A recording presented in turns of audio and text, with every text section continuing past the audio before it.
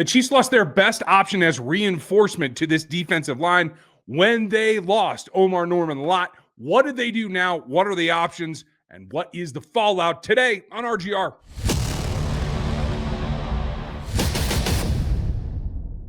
Welcome back, everybody. I'm Ryan. This is me going rogue here on RGR Football, where that's what we do because the Chiefs are in a pickle and they put themselves here.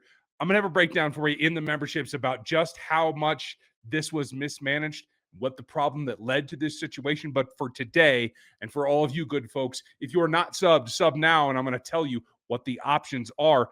They do have some way to get in and out of this. They have a couple of things. They could trade for a player. They could trade a player away in that trade, by the way. Then they could go look for free agency. They could also just get to the point where they bring up somebody from the practice squad. There are options there, and we're going to run them all down for you because there is a lot to it.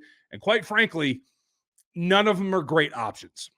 Now, I know a bunch of our regulars are already screaming for what should happen in terms of what's available right now, free agency, and that comes down to one Christian Wilkins, who as of this moment is not ready to play. Bottom line, we would have heard all kinds of hubbub if he were ready. Christian Wilkins is not a guy that can step on the field and help the Kansas City Chiefs, whether it's this week, next week, or maybe not for quite a long time. If he were, they'd be talking and we'd be hearing about it. I expect maybe later in the season, after the trade deadline, that could be an option. There are some other also older guys that could help out, but things get thin really, really quickly. Linval Joseph is one of them, 37, 8 years old, whatever it is.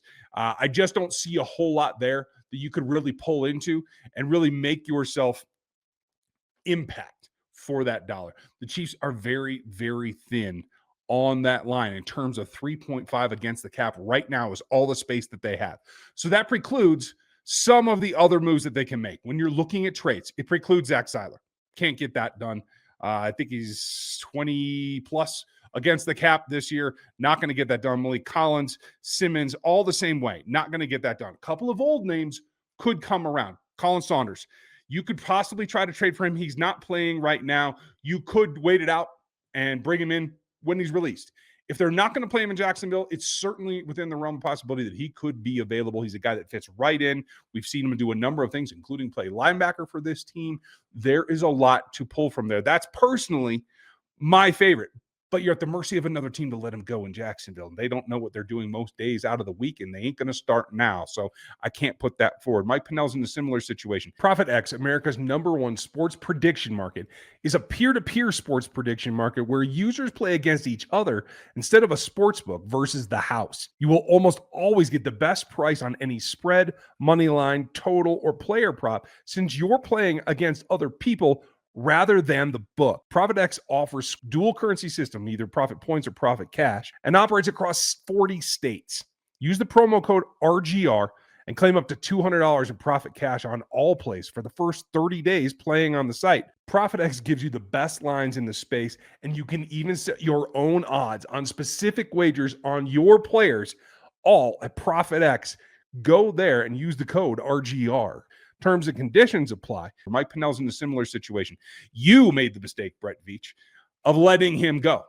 And he gets picked up onto a 53 of another team. So now you have no ability to just sign him off of a practice squad like you could with some other players, which I do think is a possibility. There's one guy in particular that I do like that could be just a pull off of a practice squad, and it hurts somebody else. But he'd have to want to go, and that's what comes down.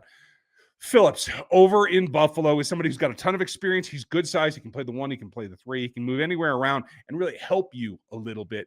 But he was on IR last year. He's on a practice squad now, and he had to have to take the contract. Don't know that you're going to get him out of Buffalo, so that kind of precludes that as well.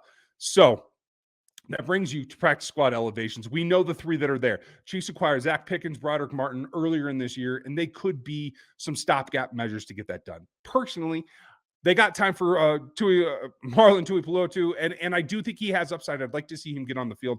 I expect that that's their first elevation, and they go with it at this point.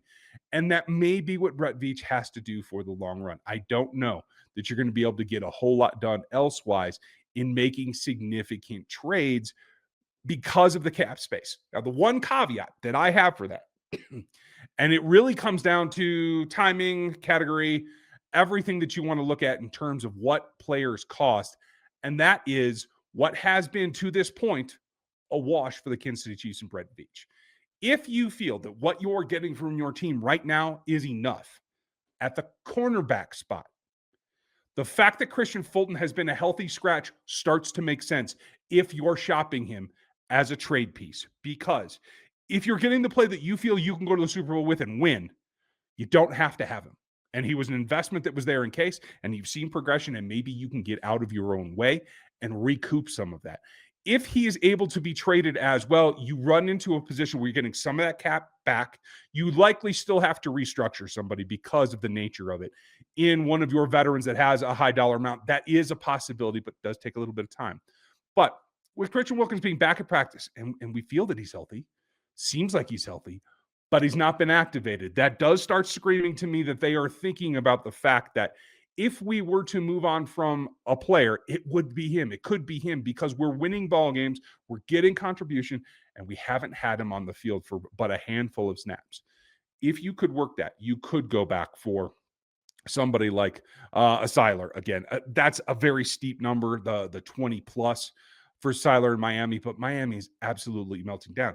The only caveat, and I mentioned this on the Q&A, again, if you are not one of us already, subscribe to the channel. The Q&As are on Monday nights, and I kind of let this out of the bag before. If you wait too long, I do expect the entire staff and the entire front office to be let go in Miami. I don't think they survived this complete and utter meltdown. And if that's the case, there's nobody left to call. There's nobody left to get on the phone with to try to work a deal. And quite frankly, anybody who does step into an interim role is going to freeze like a deer in the headlights, and you're not going to pry players out of there. So if you really felt that that's the way that you had to go, you have to be doing that now. Maybe Brett Veach already is. I can't tell you. But I do think that it's a possibility. Also, the New Orleans Saints, yes, Colin is a former Saint, but not the guy that we're talking about here. The other trade that you could do is for Brian Breezy. Now, I don't know that the Saints are down on him that much that they're willing to give up on a rookie contract, but hey, it can't hurt to ask. And you could work that, especially for the Fulton contract, with minimal other adjustments. Those are trade targets that work out financially, work out on the field, and let you utilize what right now looks like an asset in Christian Fulton that you don't have the need for. Now, that said, that is a risk. If you were to trade Christian Fulton for anybody on the defensive front, you gain on the front, but you lose in the cornerback room in terms of what we're seeing right now. And the perfect example of that is the left tackle position. With Josh Simmons out, they have an expensive but well-paid and well thought of backup in Jalen Moore that was able to step in, keep on rolling, didn't miss a beat. And that's partly due to Jalen. It's partly due to the competition. But that's what Christian Fulton is right now. And if you trade him away, you are rolling the dice and taking that chance that if you have a significant injury, you don't have a backup in sight. Joshua Williams is not coming in to save your day. You don't have that in a lot of the depth pieces, and even Najee Johnson. So what you're seeing in rotation now is likely your best trio. Sustaining injury there throws that whole plan out the window, and that's the problem. So that's the way that I see it today. We'll talk more in the members section.